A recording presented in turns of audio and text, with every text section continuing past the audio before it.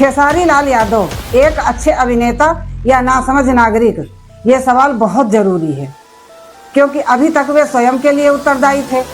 अब वो समाज का उत्तरदायित्व लेने का प्रयास कर रहे हैं। देखिए इस रिपोर्ट में। जिस तरह कोई व्यक्ति अपनी कार किसी अनाड़ी ड्राइवर के हाथों में नहीं सौंपता, वैसे ही देश और समाज की बागडोर किसी भावुक कलाकार के हवाले नहीं की जा सकती, जो दुनिया को फिल्मों के संवादों से समझने की भूल करता हो। खेसारी लाल यादव आज राजनीति की पिच पर उतरने की तैयारी में है, लेकिन सवाल यह है, क्या वे सच में इस खेल को समझते हैं या सिर्फ कैमरे की लाइट में राजनीति का अभ्यास कर रहे हैं। उनके हालिया बयानों ने साफ कर दिया है कि खेसारी लाल यादव का राष्ट्रबोध किसी बाल कलाकार की स्क्रिप्ट जैसी है, जिसमें संवाद तो देशभक्ति के लगते हैं, मगर भावनाओं की गहराई गायब है। जब एक जवान सीमा पर दुश्मन की गोली झेलकर तिरंगे की रक्षा करता है, तब यह कहना कि इंसानियत पहले देश बाद में नासमझी की पराकाष्ठा है।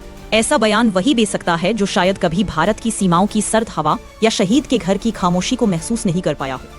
खेसारी को यह समझना चाहिए कि देश कोई मंच नहीं है जहां संवाद बोलकर तालियां बटोरी जाएं। पाकिस्तान कोई पड़ोसी कलाकार नहीं, बल्कि वह राष्ट्र है जिसने पुलवामा, मुंबई ब्लास्ट और कारगिल जैसी घटनाओं में हमारे देश की नींव हिलाई है। ऐसे दुश्मन के प्रति नरम लहजे में इंसानियत की बात करना मूर्खता से भी आगे की बात है। यह वैसा ही है जैसे कोई आग देखकर कहे, चलो इसे गले लगा लेते हैं, आखिर गर्मी तो देती है। खेसारी लाल यादव की लोकप्रियता उन्हें कलाकार बना सकती है, लेकिन नेता नहीं। एक नेता से सिर्फ गाना या नाच नहीं, गहराई से सोचने और देश के संवेदनाओं को समझने की अपेक्षा होती है।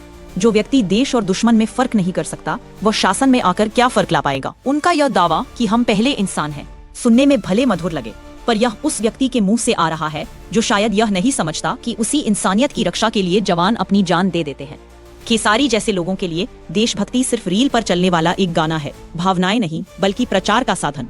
जनता को ऐसे कलाकारों के असली चेहरे को पहचानना होगा, जो लोकप्रियता की लहर पर सवार होकर देशभक्ति की भाषा में भ्रम फैलाने लगे हैं।